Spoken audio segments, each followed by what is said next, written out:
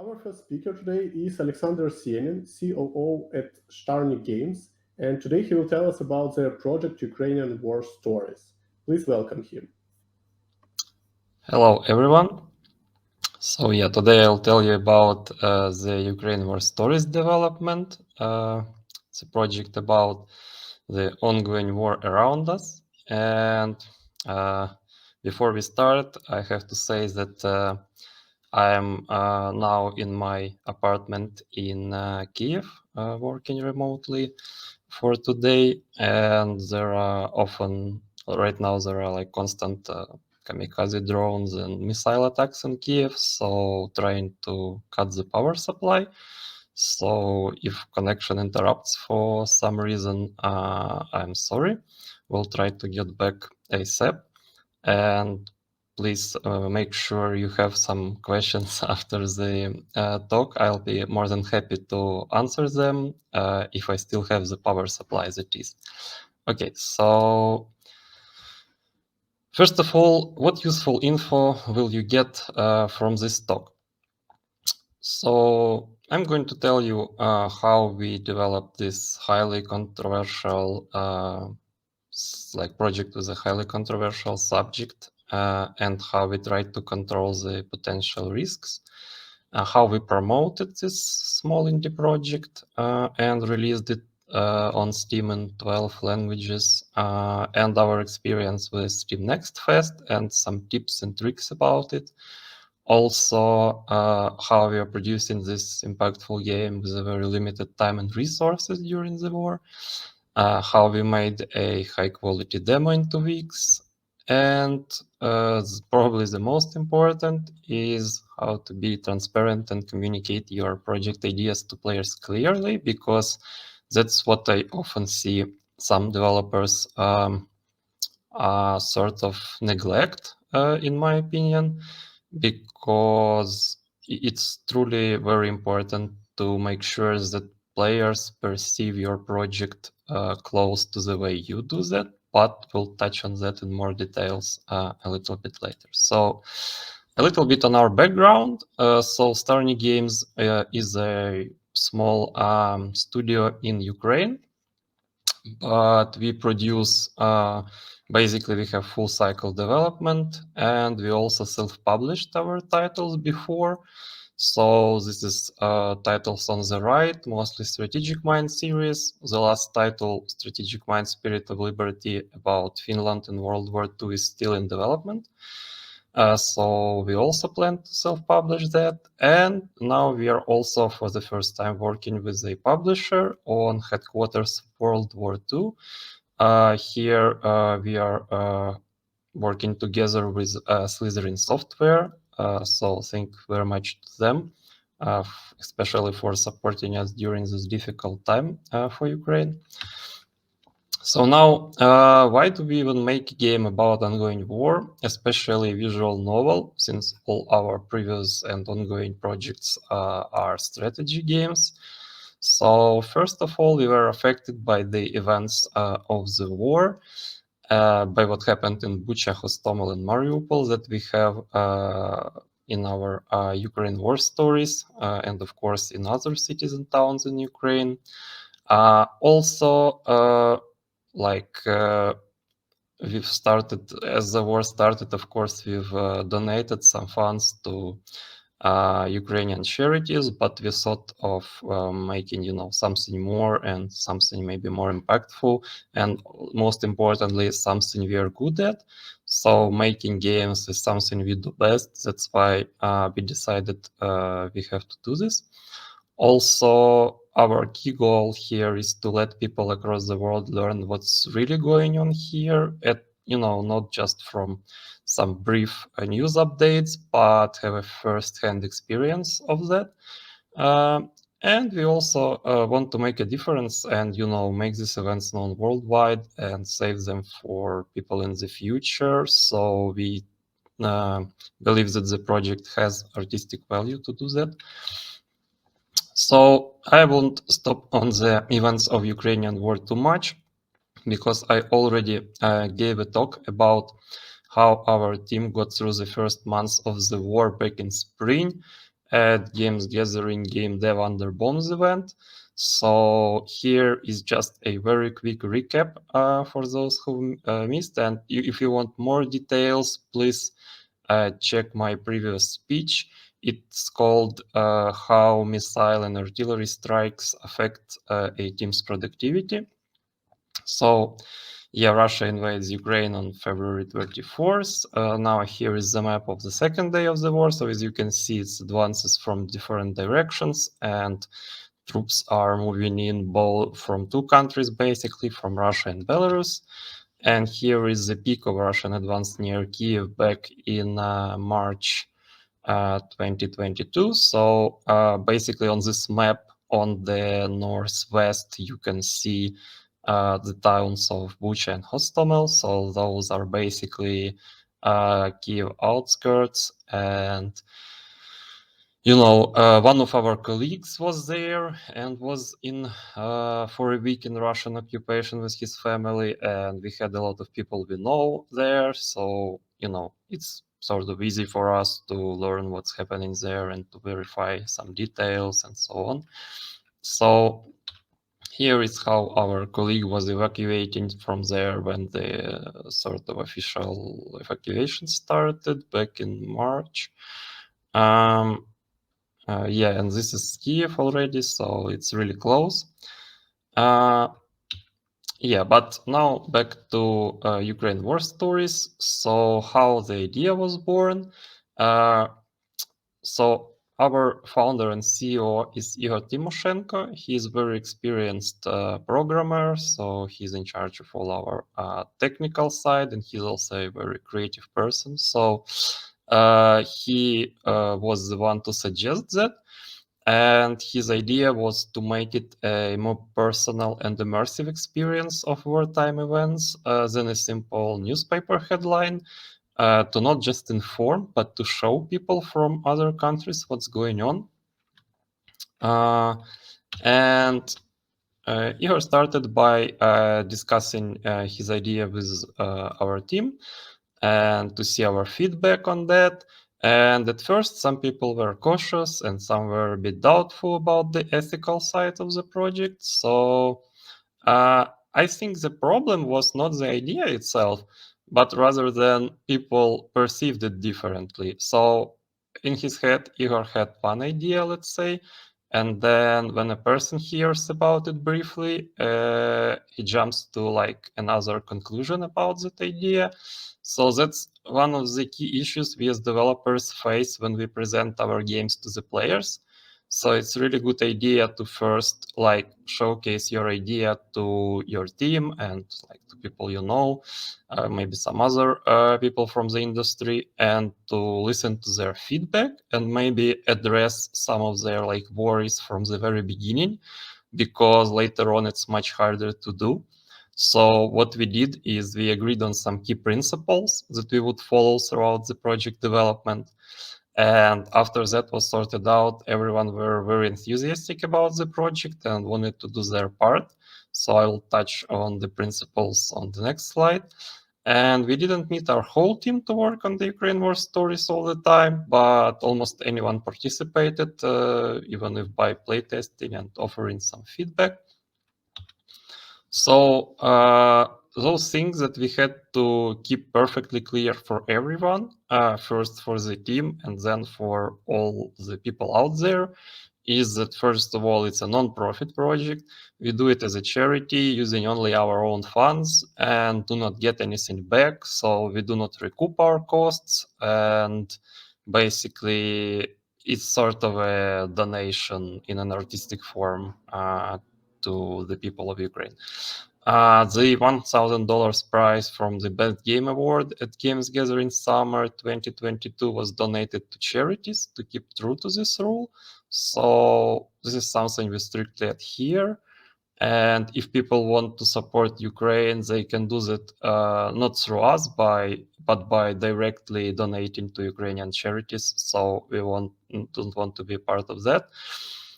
Second point is we present only truth. So of course it's obvious. So we've never would have made a game that's sort of not true.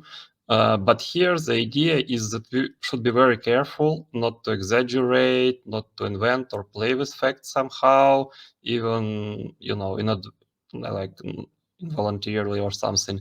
So it was vital for the project to succeed, because we knew that if we had one like flawed episode or one like questionable event in our stories, that would put the whole project in question. And we didn't want that. We wanted the project to succeed, and so that people would believe it and trust our team. So that was of paramount importance. So consequently, we had to verify all the information very thoroughly and discard anything that could be falsified or made up. And we actually had a very good case when one of the government officials was actually spreading some misinformation, basically some unconfirmed reports that were later debunked as false. And basically, we made sure and were very thorough not to use any information from that person or people affiliated with that person. So we handpicked all our sources and made sure they had good evidence of what they are saying. Um, so we were very thorough on that. Of course, as it's a narrative like project, a computer game, like visual novel, uh, it's not exactly like an article. We had to make our own narrative and combine several real stories into one tale to make different options available and to preserve people's privacy. So the names of the characters are made up, and also the stories are sort of combination of the events. But we have a special sources tab with links to reputable media where they describe similar events happening in real life. So basically, we have a storytelling that's based on real events, but then we also have links to similar real events that did take place. So this is our like way to convince everyone that this is not just some crazy fantasies of Ukrainian devs, but this is something that's very close to what's really happened. So basically, this is something we had to discuss internally at first, and this was the baseline that we also used to convince players and like Steam users and people out there that our project is a good one and it's worth supporting it, and spreading information about it, because we don't sell the game, but of course we ask anyone who wants to help us to spread the information about it. So that's most welcome. So now about how the project has progressed. It did start somewhat slow. So at first stage, we basically started gathering information. We interviewed our like people we knew, including our colleague who was in occupation for a week. And laid the groundwork for the project, decided on the overall structure and scale, because we had to find balance between making and releasing it fast, because we didn't want it to drag for years with the ongoing war. We wanted it to be released as soon as possible to help Ukraine, but also we didn't want to rush it, because we needed time to basically promote it well and to translate it to different languages so that people from all across the world could actually give it a try. So at this stage, we talked to Oleksandr Andreshchuk, who was our employee back then. So I discussed it in more detail in my Game Dev Under Bombs talk. But briefly, he and his family were hiding under their garage, in a basement under garage, for a week. Garage is separated from their house, so it's like 1 kilometer from the house, and Russian troops occupied their house. So they've managed to get out on their car when the evacuation effort started. But they saw people getting killed. They saw civilians lying dead across the streets, basically. So there was a lot of horrible events that Alexander described. And the story we have about Bucha is not exactly based on his story. It's based on different stories, but we used a lot of details and some, like a lot of details he provided for confirming different episodes and establishing a clear timeline. So step 2, demo in 2 weeks, challenge accepted. So in May 2022, there was a public offer from a certain publisher to make a bundle of games or demos about war in Ukraine made by Ukrainian devs with a big cut going to charities. So you're like worried about this like cut going to charities idea, but we thought we could always donate the rest of revenue that we would get to charities as well, to keep true to our principle. But that was to be discussed sort of after the games gets approved, so no need to worry about that in advance sort of idea. So with 2 weeks submission deadline, which is a bit crazy if you ask me, but I think their idea was that devs would reuse some of their like demos or projects they already had and change its theme to fit this sort of call.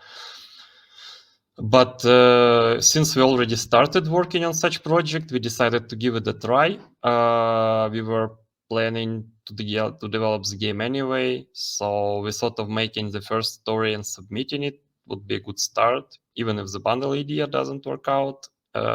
And like we had some doubts, but we've decided why not.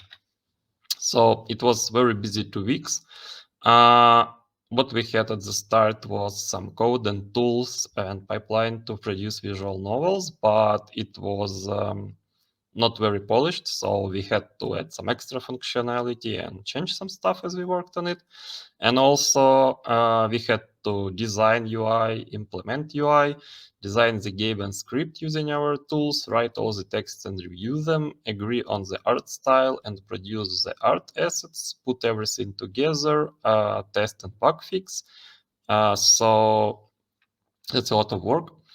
And, usually we don't do overtimes, but during especially the second week, I think our 2D artist Katya had to work really hard, but she was happy to do that because it was a really exciting project to work on. So I'm sorry for that, but yeah, we had to work a little bit extra on that one, but that's very rare in our company, and we try to avoid that at all times. So in the end, we've managed to submit that by the designated deadline, basically. Yeah, and that's what we've got. So here is the screenshots from the first story from the demo, and it's more or less the same in full release now. So you can see the UI, you can see the background art, you can see the character portrait. So we'll touch on artistic style a bit later in the talk. So here you can see that you're making some choices as you progress through the story. So you read the text on the left and then you make some choices on the right. So there are like some more pages, and here you can see the parameters with different characters' mood and some items. So there are also some gameplay elements to that. And in the end, it turned out that the bundle idea didn't work out. Of all submitted projects, none was a horror genre, and the publisher wanted to include only horrors, so they backed out. We didn't feel disheartened though, as we were ready for this outcome and had a plan of how to self-publish the game, and we already had such experience, so it was not a big deal to us really. So next we opened a Steam page on July 13th, 2022. To do that, we further polished the story we did for the bundle submission, localized it in like English was our primary like source language, and we also did Russian and Ukrainian at first, and then we asked our partners from previous projects with the people we worked on localization of our previous games to help us with localization into 8 languages. We also so we published this as a demo on Steam, and we are planning to develop 2 other stories about Bucha and Mariupol for the full release. We had to limit ourselves with 3 stories to not delay the release too much. So we had at that point we've already agreed that the release would happen in October, and that gives us just enough time for marketing and for localizing in that number of languages basically, and finishing all the stories and localization on time, and the art assets. So like we wanted to do it ASAP, but we also had to be reasonable and choose some realistic deadlines for the project that we could follow up on. And also we wanted to participate in Steam Next Fest, which happens in early October as well. So there were several factors why we decided to go for October release. So we also made a short trailer for the store page. And it's tough to make trailers for visual novels because you have just static images and text. So, but I'll show what we've got. And we also had very limited time and resources for that. Once again, we've prepared some other store page materials, screenshots, etc., artworks, began active marketing campaign, and kept working on the 2 remaining stories and on demo localization. So I don't know how the trailer would work out, if it would work or not here. Let me see. It probably wouldn't work out. Okay, but you can look that up on our YouTube channel, I think so. So yeah, yeah, if you want. So now that also almost coincided with Games Gathering Summer 2022 event. Basically opened the Steam page just a few days before the event and had a demo a bit earlier in time for the jury review. So we were really happy that already had all of that done, and basically we were excited to receive the best game award there. So that really supported us and showed us that we are on the right path basically. At that point, we also started our marketing campaign aimed at urging everyone we could reach to help with spreading awareness about the project. And many our basically people from the industry, colleague, both like persons and entities, agreed to help us, as it was a non-profit project supporting Ukraine. So thank you very much to all of the people who helped us and supported us in different ways. It's also like your achievement as well. So now I'll tell you how 8 languages became 12 actually. So on top of the 8 languages we planned from the very beginning, basically we were making a lot of marketing pushes on Reddit and on other media, like emailing, using Facebook and other channels. So at some point Japanese and Taiwanese media posted articles about the game, and it was really effective compared to my previous experience with media. They, at least for us, in the past, they didn't bring a lot of wish lists, actually, more like spread awareness of the project. But here we got a bunch of wish lists from Japan and Taiwan. So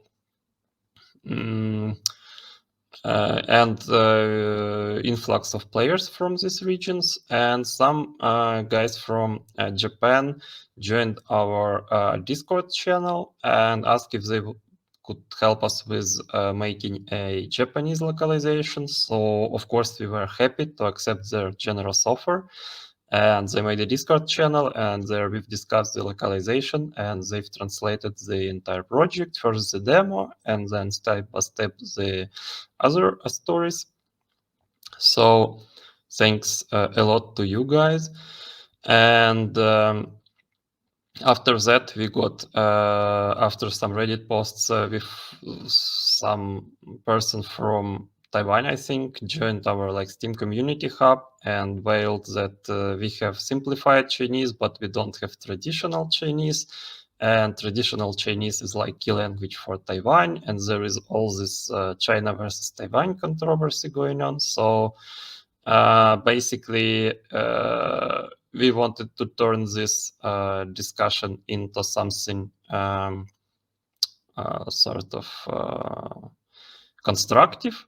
And we asked people on Taiwanese Reddits to help us with making traditional Chinese localization.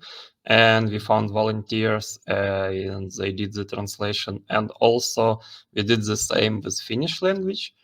So also at some point, our Korean translator, after translating the demo, had to quit due to personal reasons. So Reddit volunteers come to rescue again with Korean.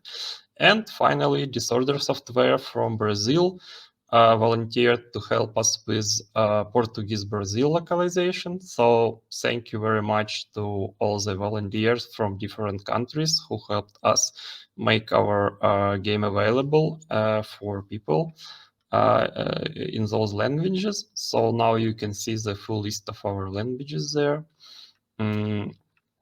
And I think it's a really great job.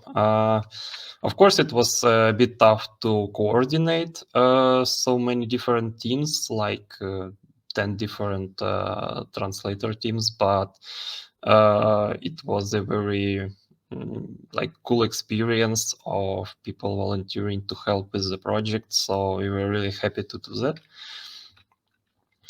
Also during the time, we worked on the remaining two stories. So Hostomel was available as a free demo on Steam from July.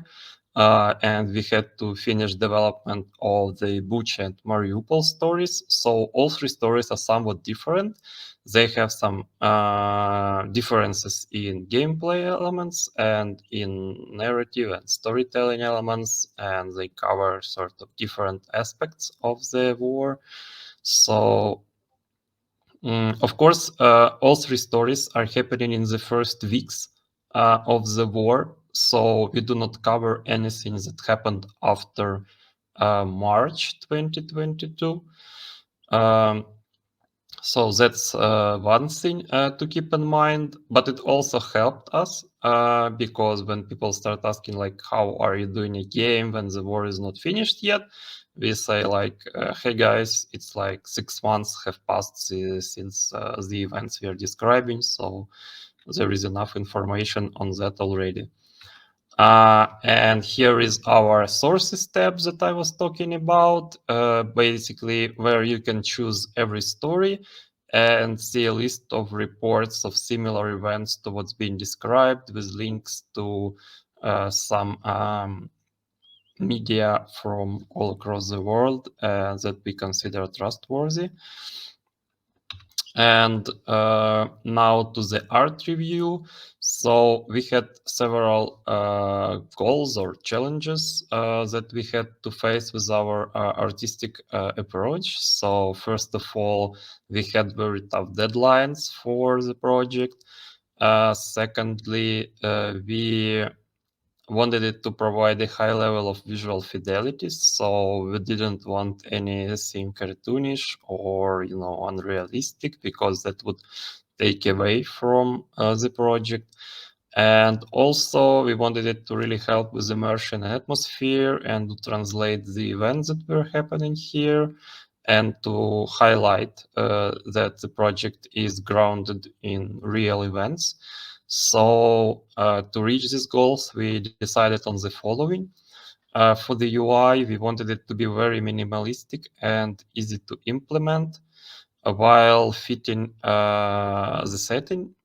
And for background arts, we used real photos as references, then produced an oil painting like style art that resembled the photographs with some adjustments. So sometimes, of course, we couldn't find the good references, so that was more like purely art. But in many cases, we had some good references, and the arts are really close to what the town looks like or what the house looks like, etc. And for characters and items, we use a similar realistic oil painting style.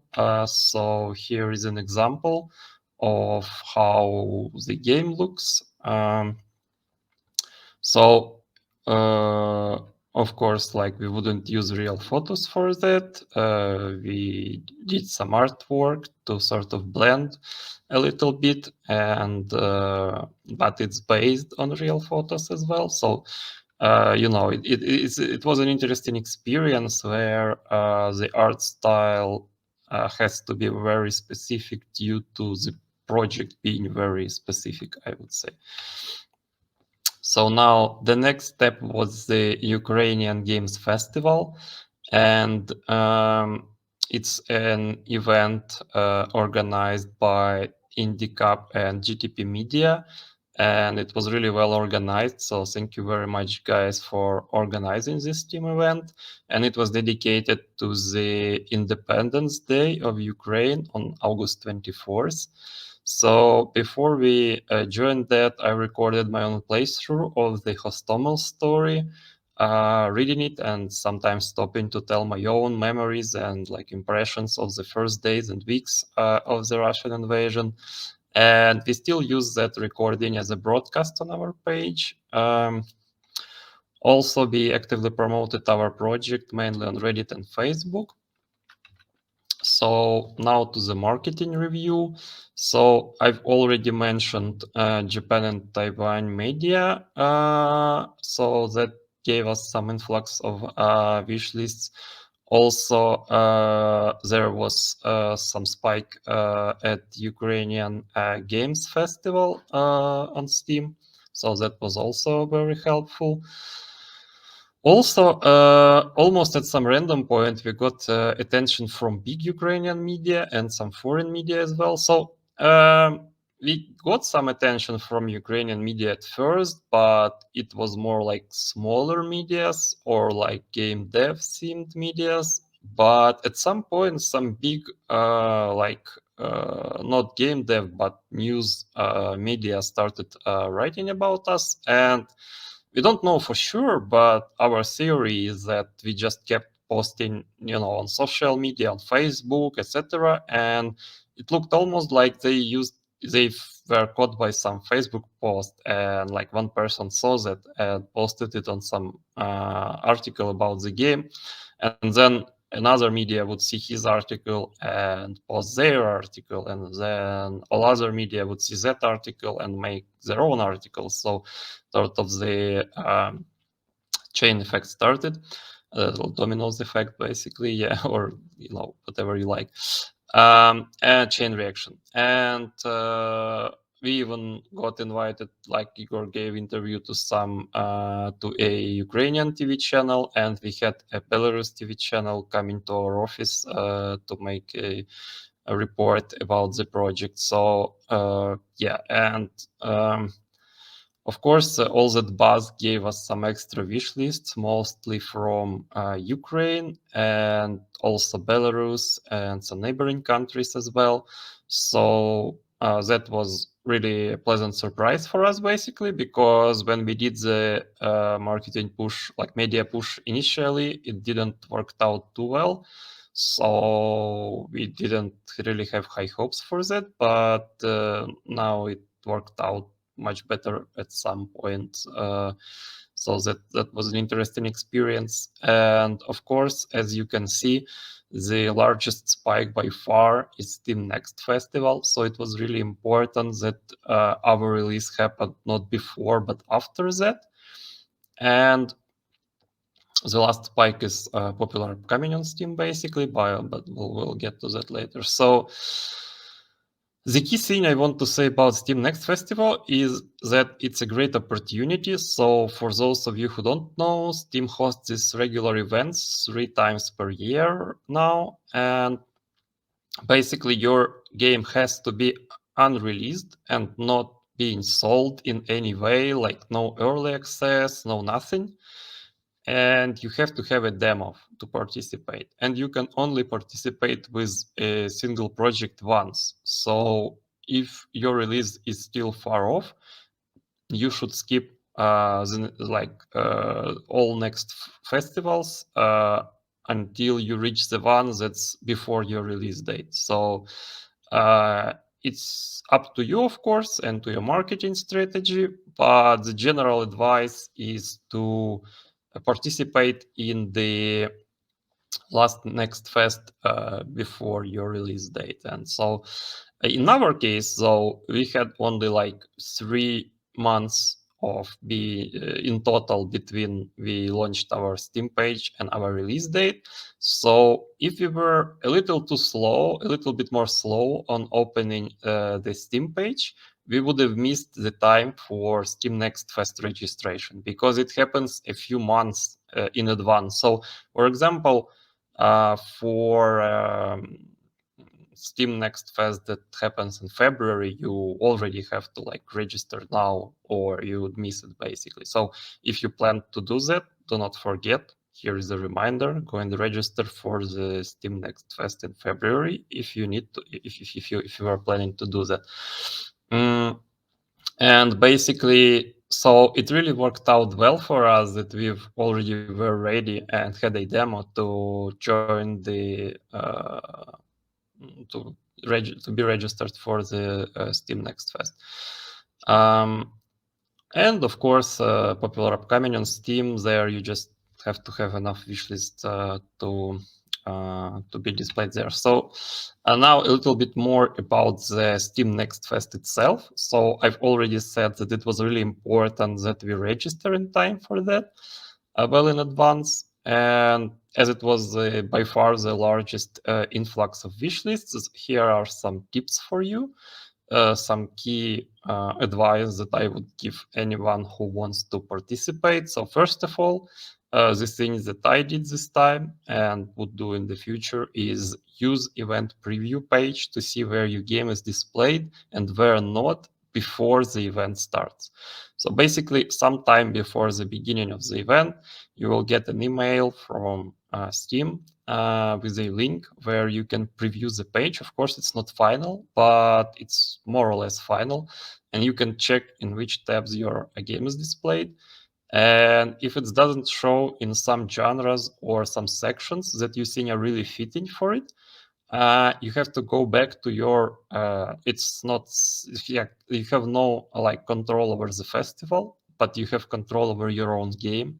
So you go to your Steam store page setup, and you adjust the genres and tags that you've set for the game. So maybe there is some tag missing, or maybe there is some important information that you've forgot to add or is missing somehow. So make sure that you add all of that, and then the preview page, from what I understand, it updates at least once per day.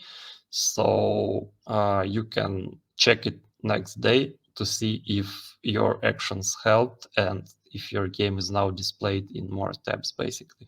But of course, you have to keep it reasonable. So you don't want like to put your game in some genre where it doesn't belong. So of course you have to follow, like you have to be correct with what genres and what tags are fitting for your game, but you just have to check if you haven't missed anything, basically. So that's the idea. Now also run the Steam broadcast on your Steam page at all times during the event. It really helps people find your page, because there is a list of all broadcasts, and you have to make good use of 2 priority slots for broadcasts. So those are 2 1-hour slots provided by Steam that you can set the event for, and basically your broadcast will be on top of the broadcasts listed during that hour. Uh, and it will be competing only with other broadcasts that happen in the same hour.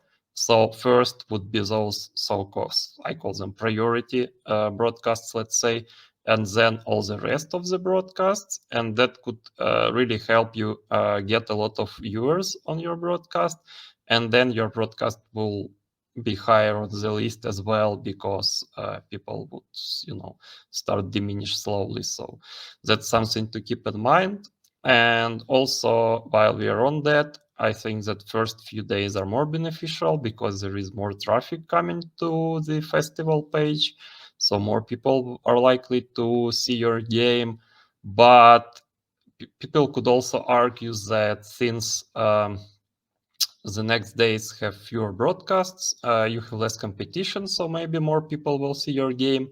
Well, that's true, but personally, I would still probably take the first few days over the less competition, but that's for you to decide, basically. Also, as I've said, do not miss registration. It ends really well in advance. So, yeah, do not forget about that. Also about popular upcoming, so you just have to reach a certain amount of wish lists. It's not much, like from my experience, it's something around 6,000 probably currently, but I think it's some dynamic value. It probably depends on other games. So, well, that's my guess. Steam doesn't disclose exactly how that works, but that's just some first-hand experience and some empirical data for you. So usually if you have around 6,000 wish lists, you are in the popular upcoming list. And if you are in a popular upcoming list, you will be displayed in this tab when your release is close. So keep that in mind. So that's one of the reasons, like, we were releasing on Tuesday, because we thought that would be displayed throughout the weekend and on Monday and on Tuesday as well. So that's a good way to gather wish lists, although it doesn't provide as much wish lists as, for example, Steam Next Fest for us, although it could work differently for your projects. There is like no pattern, because our previous participation in Steam Next Fest was still successful, but not as successful. So, like, it works differently for different projects, and also for larger projects that already have a lot of wish lists. This popular upcoming tab is not as important as for small projects, I would say. So these are just some ideas on marketing. I think they are especially useful for smaller teams and smaller projects, because larger ones have different problems to face, basically. Yeah, so that brings us to step 10, which is our Steam release that happens today. Uh, Basically, it happens 4 hours after my talk. So yeah, it coincided, and I'm giving this talk on our release day. So I cannot share with you the results, but I hope that you can basically follow the release in real time. So it happens today at 16 CET, and I invite everyone to check out our release, and I hope it will go well and many people will get to know our stories. If you can help us spread the information about our project and our release, please do. You will have our utmost gratitude. So with that, I think that's all I wanted to tell you about the project. And as you can see, my power supply is still up. So I am up for your questions. And please support Ukraine. Here are some links, but there are more ways to support Ukraine during these difficult times. So please, if you're willing, of course, find a way to donate and help Ukraine. There are many ways to do that, and I'm sure you're familiar with those as well. So thank you very much. And now I'm ready to hear out your questions. Thank you for your talk. It's quite impressive story. So correct me if I'm wrong. As I understood, Mhm. like the first story was available, I guess, end of spring, right? And another two No, ones in July, yeah, in in summer, July. when Okay, we open the store page on Steam, basically. and another two ones will be released like in several Today, hours. yeah, today, yeah. Okay. Um, I had several questions Mhm. uh, about release it, but you already answered all of them. Mhm. Uh, what I wanted to ask, Mhm. maybe you got some kind of uh, did you like notice already some impact of your project of that first story? I mean, maybe you got some unexpected feedback from somebody who tried the first story or something like that. Yeah, we've got a lot of really positive feedback on that. So, for example, one of the first people to let us know about the demo feedback was a person from Germany who told that he was really touched by the story and like he had to stop at some point, like cry and then go back and keep reading it. And he was really impressed, and he said that he keeps following the events in Ukraine really closely and tries to support Ukraine. So he was really excited about the project and said he would let other people he knows about it. And there was more feedback like that. Also, our like promotion efforts on Reddit, like Facebook and other media, were mostly met with positive feedback as well, and people were really understanding of our project. I would mention though that right now on Steam Hub there is a lot of political debates going on, which are sort of off topic. So people are discussing like some matters like Iraq or US president or past US presidents or some other stuff that's totally unrelated to the project, and there are like heated debates with a lot of like reported posts. And so our policy in that regard is that we don't delete any posts. We basically allow users to report each other and Steam moderation to make sure if they tell some false information about the game that's particularly like untrue. I would just make a statement of how the dev team like information about that and refrain from further like argument. So our like tactic is to inform people of like correct information about the project and let them do their own conclusions. So if people are posting some nonsense on Steam Community Hub, it only makes them look stupid in the eyes of like people who understand that that's some nonsense being made there. So I'm really curious to see if there would be some sort of review bombing or something. There is also one important point that I forgot to mention. So when when the demo was reviewed and the game was reviewed, basically Steam team has no objections to publishing the project, but they did block it in Russia region on Steam, saying that it violates the Russian law, basically. So, and basically, it's our like responsibility to keep following the law of all countries where Steam is present. So basically, the game was it's unavailable. The store page is unavailable if you have your region designated as Russia, but that doesn't mean people from Russia cannot play. I think there are some ways to do that. And of course, there are many people like who are playing from other countries, but who support Russia or pro-Russian views. They might be a minority, but they can be very vocal on our community hub. So any like such topic like dealing with politics or something, it usually sparks very enthusiastic discussions. So you have to be like understanding of that. And I'm really curious to see what be the review score basically for the game, like whether we would have more supporters or more people angry with that. And there are different types of feedback. So some people say that it's not right to bring politics into games.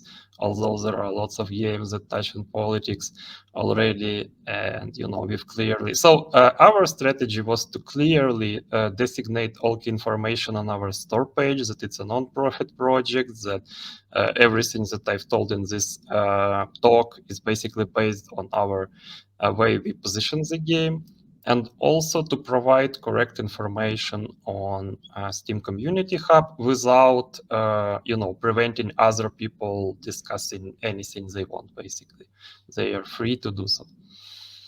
Mhm. So just to make sure, but Steam itself decided that it violates Russian laws, right? Yeah, I didn't ask them for details. I think they have their own lawyers who probably advised them that it breaks some laws. I didn't ask for details, to be honest, but we hear reports that it's illegal to call war a war there, or to spread misinformation, so-called misinformation about the war. So they've probably thought that that makes it break the Russian law. That's my assumption, though. I didn't have any details on that Mm-hmm. from directly from the Steam team. So. Mm-hmm. Okay. Um, you mentioned that you used Reddit also for promo. Maybe you could tell us a bit more about kind of your communication strategy with community. So, are you just Mhm. were you just sharing some facts, or how did you discuss it with your community? Yeah, well, there were a number of so of course with Reddit, you should be very careful, not to be too, not to be spamming, not to get too annoying. So it's ideal if you post once per 2 weeks, basically during development, not more. Don't do it more often, and maybe you could do that around your release or something, like if you have some really big news to share, but otherwise don't do that too often. And also you have to have something to discuss. So usually we would tell some information about the project, then share some news about it, and then also ask some questions that could be discussed by the redditors. So for example, guys, we are working on this project, but we would like to know your thoughts, is it okay to make a game like this or not, what you think. So you should know that this is free game and it's done by Ukrainian team. But with that in mind, do you think it would be okay to release it or not? Please let us know what you think. And that really helps you, first of all, start a discussion. And of course, it's also useful to gauge people's feedback and to understand what would be the key arguments against your project, so you can think about them and prepare your response, and why would you try to convince those people otherwise, and how you would do that. So let's say people are saying that you are profiting from the war, then you say, okay guys, I'm sorry, but this is a fully free project, so we are not profiting from that. Okay, and then they would say, okay, but how do you know the exact information, because the war is not over, so how can you be sure that your information is correct? And we are we are in Kyiv, we are talking to people here, we are seeing all these reports, we are seeing video footage, we are seeing lots of proofs for that. And the events have happened 6 months before, so we can be perfectly sure what happened there, and so on. And then people would ask some other questions, and we would answer those. And when people start to talk with you about that, they are already more empathetic about the project. They care more about it. So it's a good way to bring people into playing your game in the end. And it's also a good way for you to be ready to all kind of uncomfortable project, because uh, Reddit is as critical, and it's communities that can be very critical if you post some something they see is wrong or as some other problems with that, so they will let you know, and that could help you like polish your project and polish your communication strategy as well. So yeah, but yeah, there were like different occasions that we found to post. So no, we didn't do regular posts about news in Ukraine. Like we are not a newspaper or something. But we did post maybe about one or two key events in relation to our team. So for example, we are at least on Steam, we were telling in the report that on June, when the house was hit in Kyiv with missile, it was really close to our office, so we told about that. So we would find some more like personal perspective on these events and try to tell about that. I got it. Thank you. We have 5 minutes to the next talk. So thank you very much for your talk. I You're wish you welcome. a great release, and I Thank you very myself much. very curious, like how will it go, and about the Yeah. numbers and about the feedback about it. So Well, I hope you will share it with us on the yeah, next release, sure. Would be or happy maybe to do that. with Yeah, me in private messages as well. of Yeah. course. So thank you very Yeah. much, and have a nice day. Thank you very much. Have a good conference. Goodbye. Bye.